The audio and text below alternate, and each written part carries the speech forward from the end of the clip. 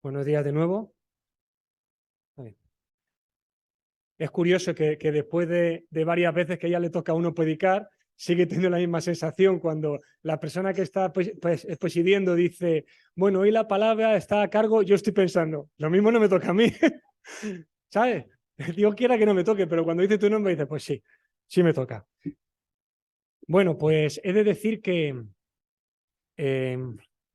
estaba antes echando números de la primera vez que me tocó ponerme en un púlpito y me acuerdo que fue en San Fernando cuando se inauguró el local de San Fernando. Nosotros pertenecíamos a la iglesia de Canillejas, pero había un punto de emisión en San Fernando y el primer culto que se hizo en el nuevo local, pues me tocó presidirlo a mí. Y la verdad que eso fue hace bastante. Y desde entonces, pues me ha tocado dirigir alguna vez la alabanza, alguna vez pues, predicar. Y la verdad es que las personas que tienen el miedo a ponerse delante de otras personas para hablar, pues yo no me identifico mucho, porque a mí realmente eso no me da miedo. Pero he de decir que después de esa primera vez, que fue ya hace, no sé, 25 o 28 años, pues que hoy estoy nervioso. Y no sé el motivo exacto, hay muchos motivos, pero no podía escoger uno, pero hoy estoy nervioso. Así que os pido que tengáis especial paciencia conmigo hoy. Hoy me toca terminar con la carta que llevamos varias semanas estudiando, que es Primera de Tesalonicenses. Y yo voy a tratar el tema de la última parte, ¿no? Que es el capítulo 5, lo que son los versículos que van del 12 al 28. Cuando estaba preparando este mensaje me vino a la mente, aunque no lo penséis, me vino a la mente el piano este, ¿vale? Pensé en el piano. Pensé que cuando vinimos aquí, que el local estaba todo diáfano y se tuvo que poner el suelo, y de lo primero que hicimos prácticamente fue poner la tarima y comprar el piano, aunque estuvimos un tiempo con un piano provisional. El piano para nosotros fue un paso importante. Y me acuerdo cuando fui a comprar el piano, que vi varias opciones y le dije a Abraham cuál era el que había que pagar. En el equipo de trabajo pusimos una foto y pusimos, ya tenemos piano. Y Javier dijo, qué guay. Como diciendo, qué bueno, ¿no? Y me acuerdo de eso, pero la ilustración que quería comentar es que cuando yo veo este piano, si yo tocara este piano no le sacaría el máximo rendimiento que tiene, ¿vale? Porque yo no sé tocar el piano. Si lo tocara una persona como Chopin, como Beethoven, como Mozart, como Tchaikovsky, como Schumann, cualquiera de estos compositores que eran excelentes pianistas, seguro que el piano para nosotros tenía un valor mayor que el que tiene ahora si lo toco yo, ¿no? Y yo por mucho que os cuente del piano, que es madera de caoba, que está mezclado con pino, que tiene 8, no sé cómo se llaman, 8 octavas, que tiene diferentes sonidos, que podemos grabar, que podemos hacer sustain y un montón de cosas de estas, no le daré el valor que tiene si no lo puedo demostrar, ¿no? Y esta mañana me siento un poco igual. Este texto es un texto muy valioso y yo creo que no voy a poder estar a la altura de mostrar todo lo que tiene el texto, pero voy a intentarlo hacer lo mejor que pueda, ¿vale? Bueno, pues una vez estudiada esta carta, podemos dividirla, la carta entera, de la siguiente manera. El primer capítulo, que es el capítulo en el que hay un reconocimiento del apóstol a las virtudes y los dones de la iglesia de Tesalónica. Luego tenemos la sección central de la carta, que son los capítulos 2 y 3, advertencias para la iglesia de Tesalónica, consejos a seguir en su vida cristiana, y en los capítulos 4 y 5 podemos saber que es una sección que de alguna manera nos da instrucciones y exhortaciones prácticas para la vida de la iglesia. Después de casi 2000 años, esas instrucciones y exhortaciones siguen estando vigentes y vais a ver que estamos más cerca de todo eso de lo que nos creemos. Hoy nos ocupamos de la última parte de la carta, que tiene un mensaje de exhortación frente a 3 aspectos. El primer aspecto, que sería la actitud que debemos mantener los miembros de la iglesia hacia lo que los comentaristas llaman los líderes, ¿vale? Luego hablaremos de este tema. Versículos 12 y 13 del pasaje. La siguiente parte serían los versículos 14 y 15, que nos hablan de la actitud que debemos tener entre nosotros mismos. como hermanos que somos. Y para terminar, pues tenemos una parte que serían los versículos de 16 al 22, de cómo podemos llevar una vida santa o qué paso debemos seguir para llevar una vida en santidad, para luego posteriormente los últimos versículos que apenas los voy a tocar, pues como una especie de despedida y capacitación del apóstol hacia la iglesia de Tesalónica.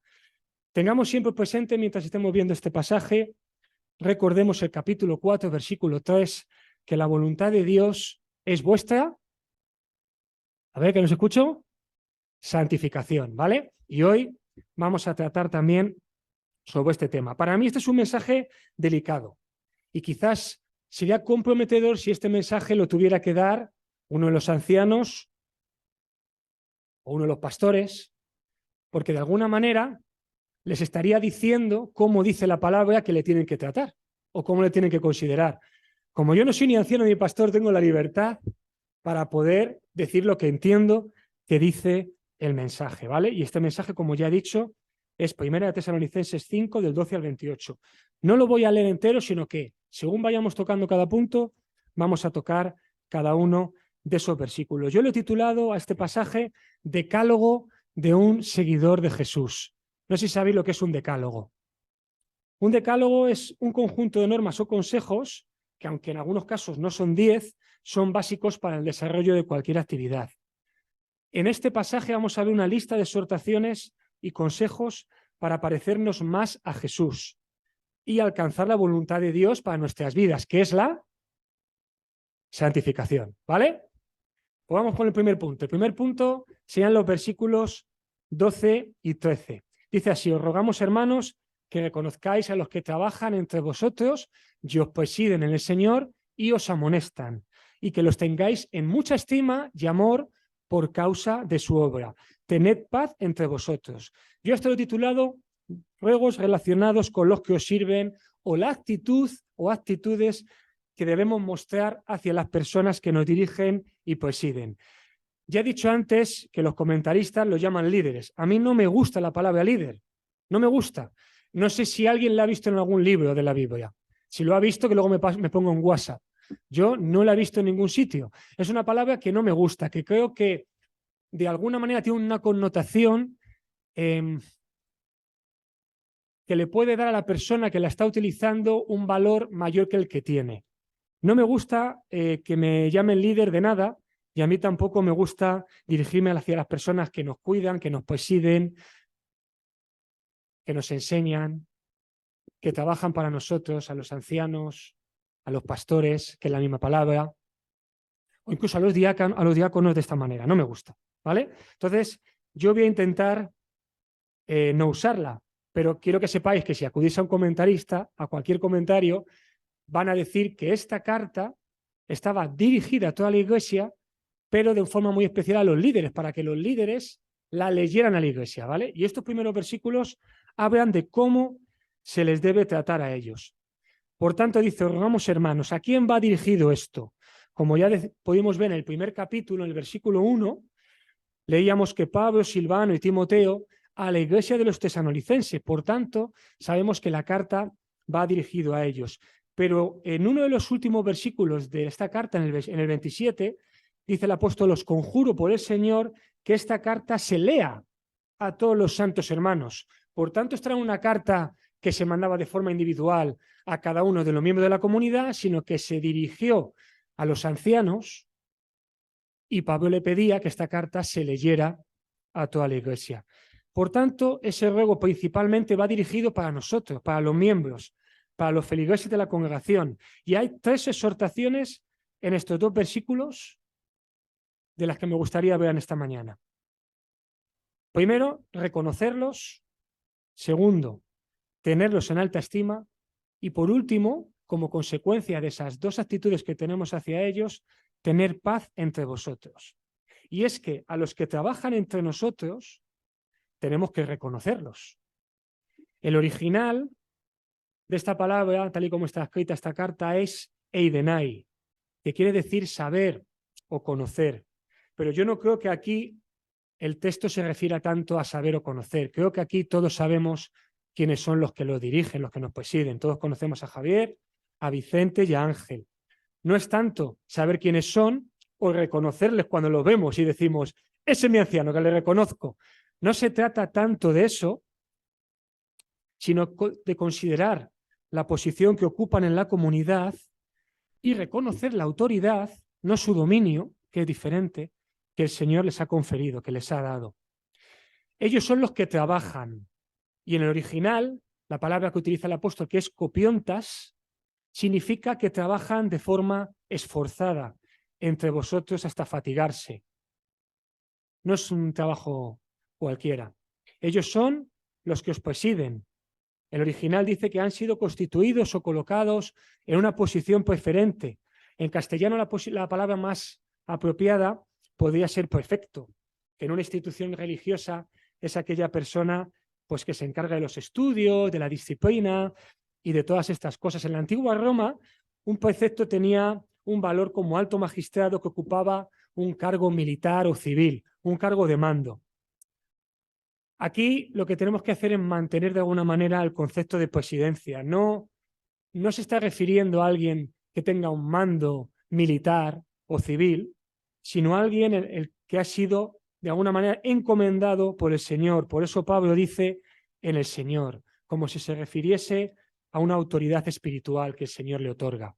Y es así como lo debemos reconocer a los que nos presiden.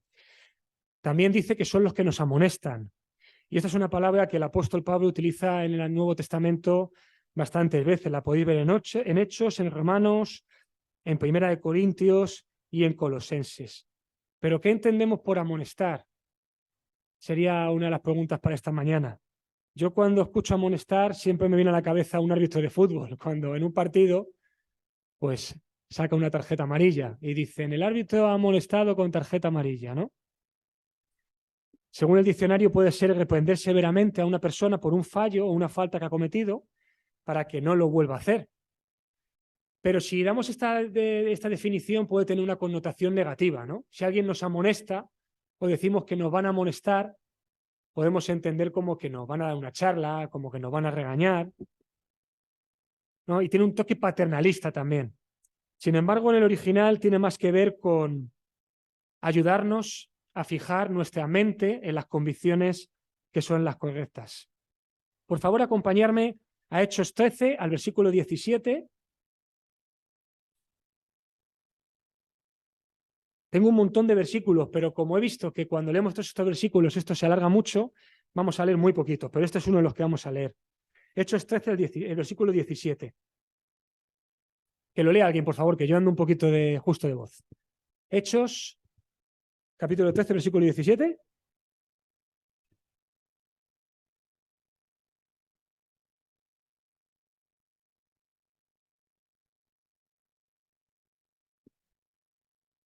Vale, pues este texto no sé qué quería poner.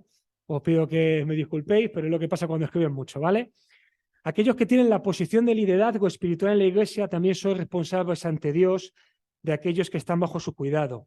El texto que quería buscar es un texto de Hechos que hace mención a que los ancianos tienen que velar por sus ovejas como el pastor cuida de ellas y que ellos son responsables delante de Dios de lo que les suceda.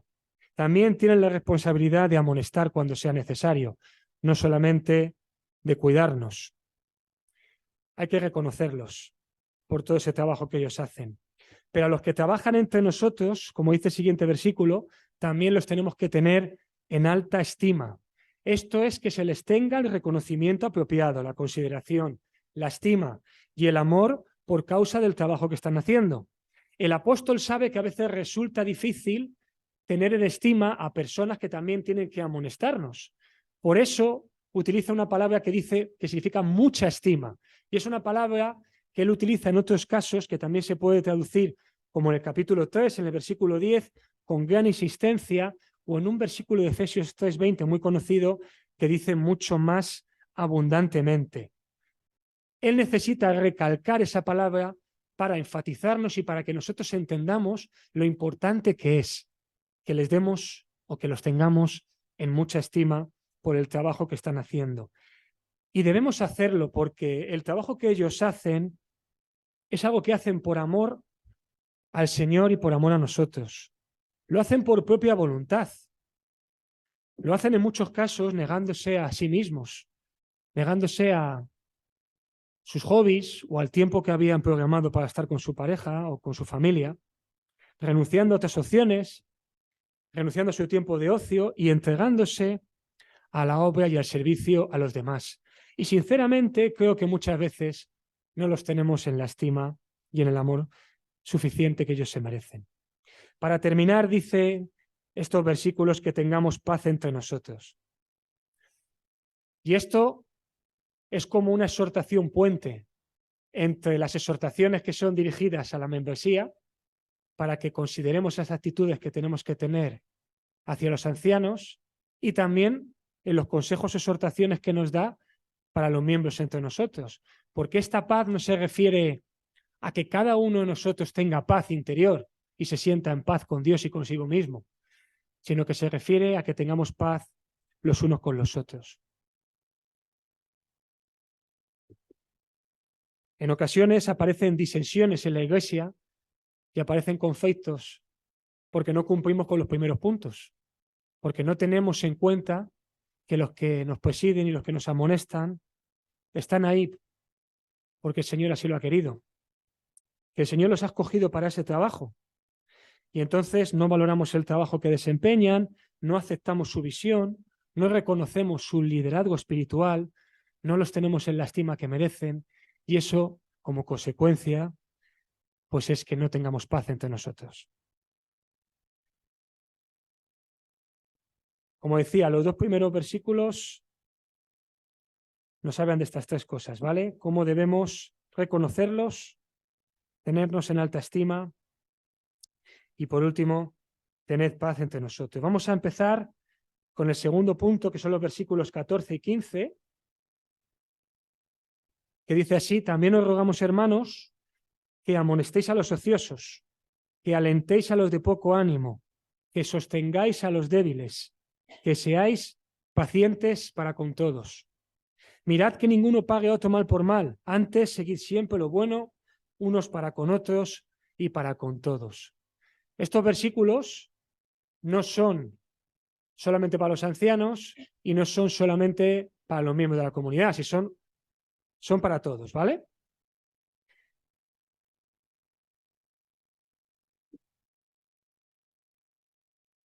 En este momento sería bueno que nos preguntáramos a nosotros mismos, ¿quién de nosotros en ocasiones no necesita ser alentado o necesita que le sostengan en oración, que le animen o que tengan paciencia? Porque todos tenemos algunos días en los que somos complicados de tratar. Lo primero que me gustaría hablar es de la palabra alentar. Dice que alentéis.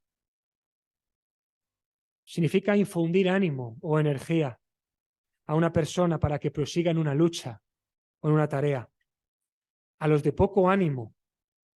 Otras versiones dice que animéis a los desalentados o que estimuléis a los desanimados. En otra versión que he consultado le llaman los pusilánimes. Son personas de poco ánimo. En el original menciona una palabra que significa de alma pequeña. Son aquellos que se desaniman con rapidez. ¿Y quién os ha sentido en alguna ocasión de esa manera? ¿No te has desanimado en alguna ocasión?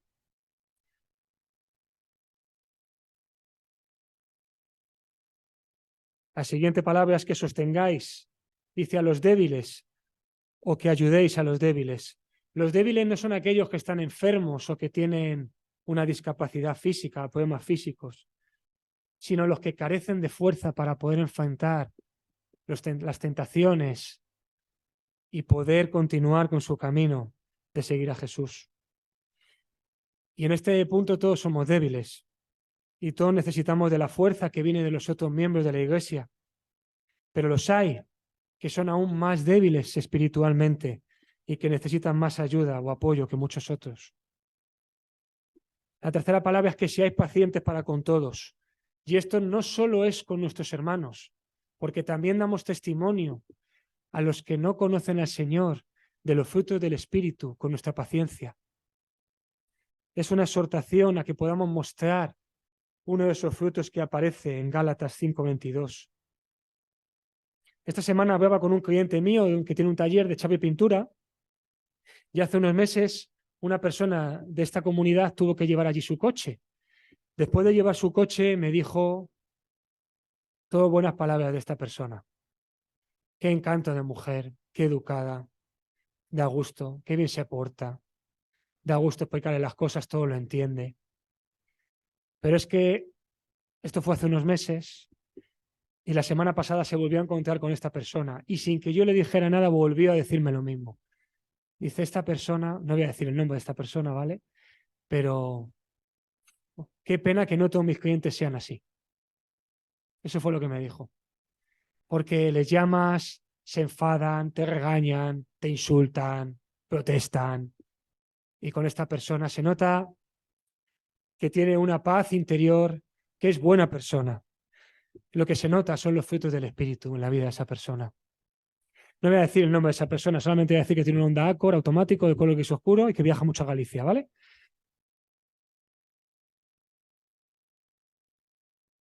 A todos nos gustan que en momentos de debilidad sean pacientes con nosotros y que nos den ánimo cuando lo necesitamos. Pero si nosotros lo necesitamos, debemos entender que es posible que los que están a nuestro alrededor también lo necesiten. Y esto es más un deber que un derecho, porque todos los miembros de la comunidad, porque estos versículos he recalcado que no son para los ancianos, sino que son para todos nosotros, somos responsables de ministrarnos los unos a los otros. Y el texto nos muestra 4 responsabilidades continuas y constantes que tenemos los unos para con los otros. Hemos hablado ya de 3, que alentéis, que sostengáis y que seáis pacientes para con todos. Y me he dejado la primera, que es la que tiene más chicha, ¿vale? ¿Os acordáis de cuál es la primera? Que amonestéis a los ociosos, ¿vale? Indisciplinados, en algunas versiones. Holgazanes, en una que he encontrado por ahí un poco más recóndita. Hay una versión que dice desordenados. Bueno, ¿a quién le gusta que le amonesten? A ver, ahora es cuando todos a la vez, ¿no? Porque a todos nos gusta que nos alienten, que nos animen, que nos sostengan, que sean pacientes con nosotros. Pero ¿a cuántos nos gustan que nos amonesten? Y más por estar ociosos. ¿Sabéis lo que es ocioso? Dice el diccionario que es una persona que está sin hacer nada. Otra versión dice que es una persona que es un inútil, sin fruto, sin provecho ni sustancia. Y si buscas los sinónimos ya se te ponen los pelos como escarpias. Mira, inactivo, holgazán, haragán, galdún, perezoso, indolente, vago, baldío, infructuoso, estéril. Todos esos son sinónimos de ocioso. Tengo que decir que no todos piensan que esta palabra debe traducirse como ocioso. Algunos piensan que no tanto se refiere a los sinónimos, sino más bien a esas personas desordenadas que de alguna manera no tienen sumisión a la disciplina, como cuando un soldado no guarda la fila, ¿no? Están todos en fila, todos firmes, pero hay uno pues, que está en posición relajada con un paso adelantado, que es un poco desordenado, indisciplinado. Pero yo no voy a hablar de esto porque me gusta más darle significado que nosotros entendemos, ¿no? Ocioso. Es con la que yo más me identifico. Son personas que necesitan cuidar y ocuparse de sus deberes cotidianos y ser movidos a la acción, tanto en la iglesia como en su vida diaria. Y nosotros también estamos en la responsabilidad de estar atentos a eso, ¿vale? Y no amonestar como amonesta el árbitro que saca la tarjeta con esa tensión, sino como lo haría el Señor con nosotros mismos, exactamente igual. En este punto me gustaría tratar con vosotros 2 ilustraciones, porque entiendo que es un punto importante de la predicación y creo que nos ayudarían a poner un poco más en perspectiva sobre este tema. La primera ilustración tiene que ver con 2 hermanos. Se llaman Manuel y Rosario. Son 2 hermanos que nacieron en un pueblecito de Jaén, un pueblecito que tiene mucha tradición de agricultura. Hay muchos agricultores, hay mucho campo, hay muchos olivos. Y en el tiempo que ellos crecieron, pues Manuel de alguna manera siguió los pasos de su padre, los pasos de la agricultura, y empezó a conocer cómo era el campo y a trabajar en él. Sin embargo, Rosario no estaba tan identificada con esas cosas. Empezó a estudiar y cuando terminó sus estudios de primaria y secundaria decidió hacer farmacia. Y después de hacer farmacia pues hizo un máster y de alguna manera pues salió del pueblo y se quedó allí su hermano, para el que el campo era su vida, ¿no? Y los olivos eran casi como sus amigos. Pues un día el padre de Manuel y Rosario murió y abrió testamento. Y en ese testamento, de alguna manera, se recogía que la voluntad del padre de Manuel y de Rosario era que los olivos, todas las propiedades, todos los campos que él tenía, se dividieran a partes iguales. Y eso no le gustó a Manuel. No le gustó porque le parecía injusto. Él pensaba que el que había cuidado tantos años de los animales y los olivos era él, y que su padre le estaba cometiendo una afrenta con eso. Entonces Manuel fue a su taller, cogió unas varillas de metal que tenía, las puso en el torno, también las pasó por la piedra meril y fabricó una lanza casera. La metió en el coche y sabiendo que su yerno, o sea, su cuñado, que es piloto de avión, estaba en Baleares trabajando, se dirigió a casa de su hermana. Cuando llegó allí, los perros no ladraron porque conocen a Manuel, porque habitualmente había ido por allí por la casa. Y cuando abrió la puerta de la casa, salió su sobrino de 3 años y saludó a su tío. Y lo que hizo Manuel fue clavarle la lanza que había construido en su taller. Cuando Rosario apareció y vio a su hijo tendido en el suelo y miró a su hermano, fue la siguiente. Manuel también cogió la lanza que había fabricado de forma artesanal y se la clavó a Rosario en el pecho hasta que le causó la muerte.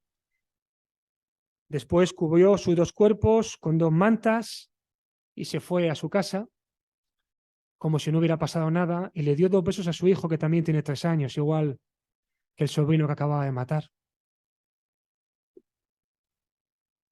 Y dices, ¿y qué tiene que ver esto con lo que estamos hablando hoy? Pues no sé si conocéis una historia que sucedió hace 5.000 años, que está en el Génesis, en el capítulo 4, y que habla de una situación idéntica.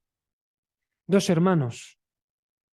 Un hermano que siente celos y envidia hacia el otro hermano y de forma premeditada le dice, salgamos al campo, hermano. Y al igual que Manuel preparó el asesinato de su hermana, de la misma manera Caín preparó el asesinato de Abel. Ya han pasado 5.000 años, pero lo que hay en el corazón del hombre es exactamente igual. No ha cambiado. Porque aún somos carnales.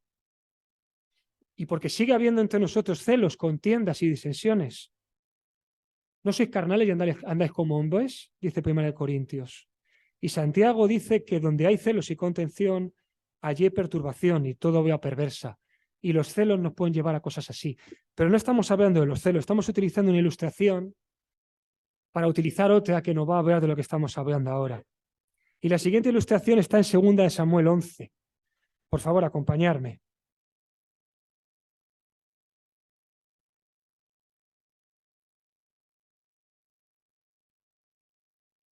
Segunda de Samuel 11 narra una historia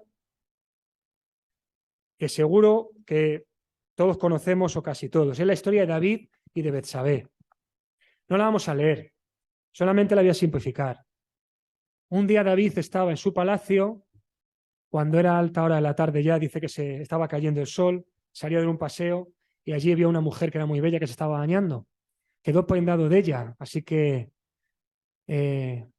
pidió informarse de quién era, le dijeron quién era y acto seguido pidió que la trajeran a su casa para mantener relaciones con ella, de las cuales posteriormente esa mujer se quedó embarazada. Conocéis la historia, ¿no? Bueno, posteriormente él intentó un par de artimañas para parecer, o que para que pareciera que ese niño no era suyo, sino que era del marido de esa mujer porque estaba casada. Pero como no lo consiguió, pues lo que hizo fue perpetrar un plan para que este hombre, que era un hombre fiel, un soldado fiel que le servía, muriera en el campo de batalla. Y esa es la historia de Samuel 11. Pero lo importante no es esto, sino cómo llega esto a suceder. Y el contexto de este texto es que el rey David estaba inmerso en un periodo de contiendas y de guerras con otras naciones. Y nos dice Crónicas y también Segunda de Samuel que David ya había vencido a los filisteos en una primera contienda, luego había vuelto a luchar con ellos en Gob 2 veces más y en Gat, y luego había vencido a los amonitas y a los sirios, y después había sitiado Rabá. Y cuando había sitiado Rabá, David tenía que estar allí con su ejército, tenía que estar allí coordinando la estrategia militar. Sin embargo, David decidió que estaba cansado de eso y que era mejor estar ocioso, puede ser la palabra que utilicemos. David no estaba cumpliendo con sus tareas. Y David estaba un día en su casa, estaba perezoso, estaba un poco gandul, estaba sin hacer nada. Fijaros que se levantó ya tarde, pero no de la noche, ni de tarde de la mañana, sino por la tarde. Se había sentado a echarse la siesta o tumbado. Y en ese momento fue cuando sucedió lo que sucedió. Por eso os quiero hablar esta mañana del peligro de estar ociosos. Porque cuando estamos ociosos, abrimos una puerta al enemigo. Dice primera de Pedro 5:8. Sed sobrios y velad, porque vuestro adversario, el diablo, como león rugiente, anda alrededor buscando a quien devorar. Y cuando tú estás ocioso, abres la puerta al enemigo. Y cuando el enemigo entra, no es para hacerte caricias como el león no hace caricias, es para devorarte. Y no sé si, a mí me gusta mucho ver los documentales de National Geographic y de los animales. Y he visto muchos leones que atacan a sus presas y alguna vez una presa así es muy fuerte como un búfalo, se puede escapar de un león. Pero la mayor vez de las veces las presas son devoradas. Y son devoradas en vida. Y son conscientes de que van a ser devoradas. Y el enemigo está exactamente igual pendiente de nosotros. Así que cuidado con estar ociosos. Para terminar, el tercer punto, los versículos del 16 al 22. Estoy en tiempo, ¿eh? ¿Cómo podemos llevar una vida santa? Pues aquí tenemos los consejos separados en 2 partes. Una es para nosotros como individuo, los versículos del 16 al 18, que habla de una vida personal, y la otra es una vida en comunión, los versículos del 19 al 22. Si algún día algún amigo tuyo, algún compañero, algún vecino te pregunta en qué consiste ser cristiano o lo que tú eres, es fácil explicarle, hablarle de tu fe. Decirle, pues mira, yo creo que Dios es el creador del universo. Yo creo que Jesús, su Hijo, está sentado a su diestra. Y también creo en el Espíritu Santo que nos fue otorgado cuando Jesús se marchó de nuestro lado como consolador para habitar en medio de nosotros. Creo en la Trinidad y creo que Dios lo ha creado todo. Y creo que soy pecador porque me he separado de Dios y no puedo hacer nada por estar cerca de Él. Solamente Jesús, por medio del sacrificio que hizo en la cruz, me da acceso a la presencia del Todopoderoso. Eso es lo que yo creo. Y si algún día te preguntan en qué crees, pues puedes contestar así. Otra cosa es que te preguntan, ¿y cómo vives? Bueno, ¿y eso cómo se traduce en tu vida? Pues esta lista sería la que yo les daría. Le diría, mira, esto es lo que el Señor quiere que yo haga, porque es quizá la lista más desafiante que te puedes encontrar en el Nuevo Testamento. Un conjunto de normas o consejos que, como ya he dicho antes, aunque no son 10, son básicos para el desarrollo de la vida de un creyente. La vida personal, está siempre gozosos, orad sin cesar y dad gracias en todo, porque esta es la voluntad de Dios para con vosotros en Cristo Jesús. Y la vida en comunión, no apaguéis al Espíritu, no menospreciéis las profecías, examinadlo todo y retened lo bueno y absteneos de toda especie de mal. Los consejos para nuestra vida personal, estad siempre gozosos. Un cristiano no puede estar triste. ¿Vale? ¿Lo tenemos claro? ¿Sí? ¿Lo habéis oído, lo habéis escuchado una vez esto? Vale, pues yo no estoy de acuerdo, ¿vale? Un cristiano puede estar triste también. Pero es que la Biblia dice estar siempre gozosos. Perfecto. Pero no está hablando de un momento puntual. El mayor ejemplo que tenemos es el ejemplo de Jesús. Jesús, siendo 100% Dios y 100% hombre, habitó en medio de nosotros y sintió igual que nosotros. Tuvo hambre, tuvo sueño, tuvo sed. Y podemos ver dos capítulos que son Mateo 9 y Juan 11, que habla de que Jesús estuvo triste. Mateo 9 nos habla de que vio a las multitudes que andaban por la calle de un lado para otro como ovejas sin pastor y que tuvo compasión de ellos, que se conmovió. Yo no me imagino a Jesús conmoviéndose y dando saltos de alegría. En esa situación estaría triste por eso. Y en el Evangelio de Juan, en el capítulo 11, tenemos el mejor ejemplo de que Jesús también estuvo triste. Cuando acudió a la tumba de Lázaro, dice el versículo 33 que él se estremeció en espíritu y se conmovió. Que el versículo 35, cuando su hermana le dijo, está ahí, llevó la piedra, Jesús lloró. Y en el versículo 38 nos dice que Jesús estaba profundamente conmovido. Y todos podemos pasar por algún momento difícil en el que sintamos tristeza. Lo que no puede estar un cristiano es vivir en continua tristeza, en continua pena, sin gozo. Eso es lo que no puede vivir un cristiano. No. Porque el gozo del cristiano no depende de las circunstancias, sino de las bendiciones que le pertenecen porque está en Cristo. Porque el gozo del cristiano es un fruto del Espíritu que mora en nosotros. Igual que somos benignos, que tenemos fe, que somos bondadosos, igual que tenemos todos esos frutos, tenemos el fruto del gozo en nuestras vidas. Un seguidor de Jesús puede estar triste, pero lo que no puede hacer es vivir en la tristeza y en la depresión continua, porque eso también denota falta de fe, porque no confía en las promesas que Dios le ha dado y que el Señor le puede restituir, que le puede levantar esa situación por la que está pasando. Orad sin cesar, dice el versículo 17. Esto no se refiere a que cuando hagamos una oración sea una oración interminable y no se acabe nunca, ¿vale? Sino que pensemos en la oración como algo que hacemos de continuo en nuestras vidas. Dad gracias a Dios en todo, porque esta es la voluntad de Dios para con vosotros en Cristo Jesús. En cualquier situación que enfrentemos, debemos dar gracias a Dios, en cualquiera.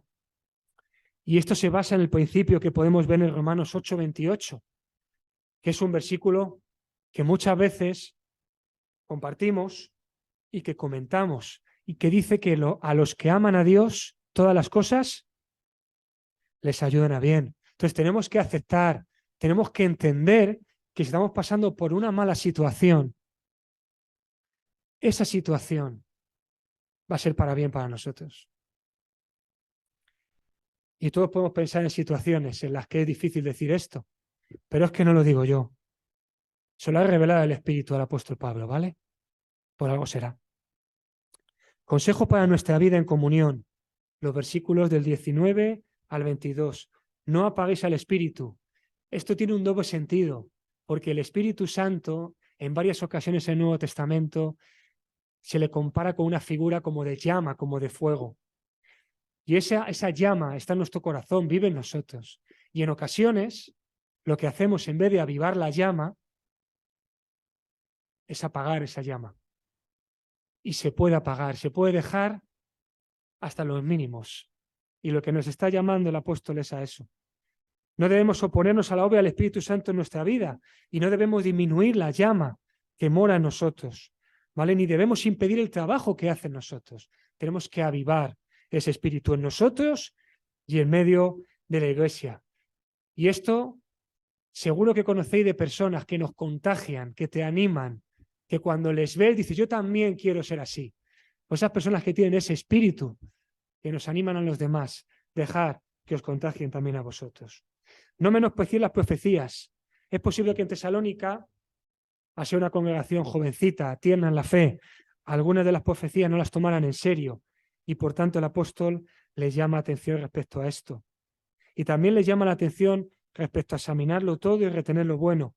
porque los cristianos necesitamos examinar todo, todo, y retener lo bueno.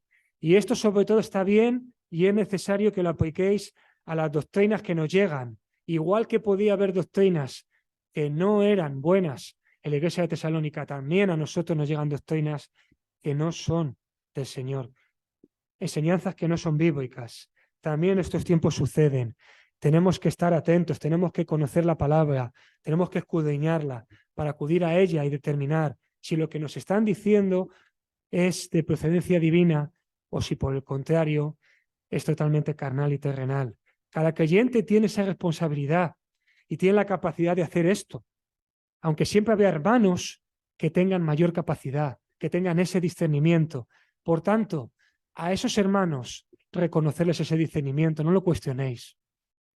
Yo recuerdo hace años que yo entendí que había una situación en mi iglesia que yo no alertaba, pero había un hermano que tenía discernimiento para verlo y lo vio con tiempo. Y cuando nos avisó a algunos de los hermanos que estábamos a su lado, dijimos, pues no nos hemos dado cuenta de esto.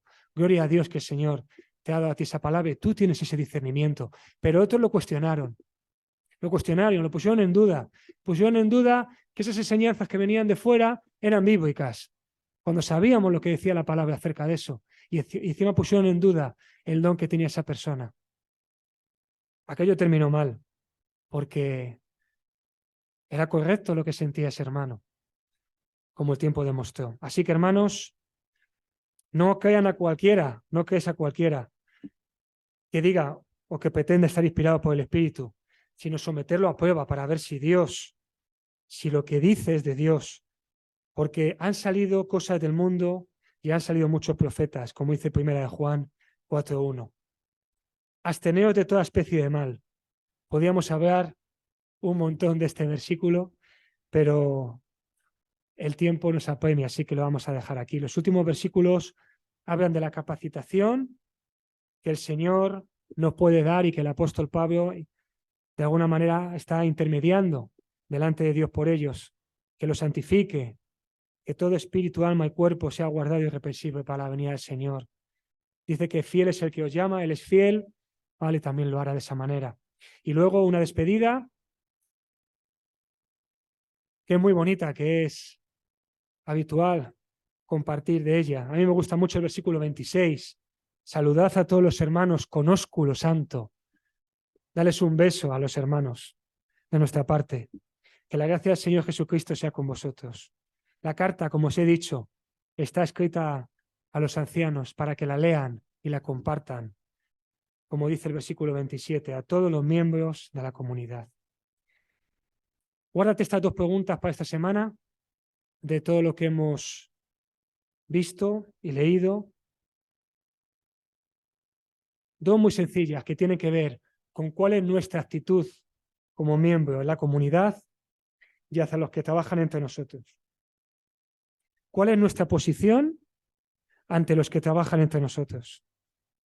No se trata de acatar lo que nos dicen a regañadientes, sino de apreciar de forma sincera y agradecer con nuestra actitud el trabajo que realizan. Igual que una imagen vale más que 1000 palabras, los actos y los hechos también valen más que muchas palabras.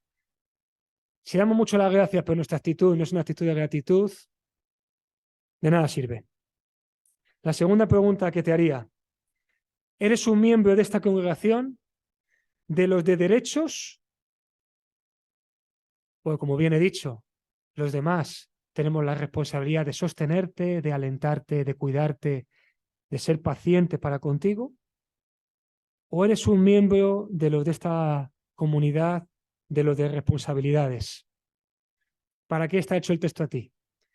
¿Eres llamado al deber o eres llamado a la responsabilidad? ¿Eres de aquellos que cuando leen el texto de que el Hijo del Hombre no vino para ser servido, sino para servir, quieres seguir los pasos de Jesús y servir? ¿O por el contrario lo has aprendido al revés y piensas que el Hijo del Hombre vino para ser servido? Y tú también, como sigues los pasos de Jesús, también tienes que ser servido. Pues que el Señor nos ayude, que su palabra cale en nuestro corazón, haga pozo y que podamos crecer no multiplicarnos, sino crecer como individuos y como iglesia. Amén.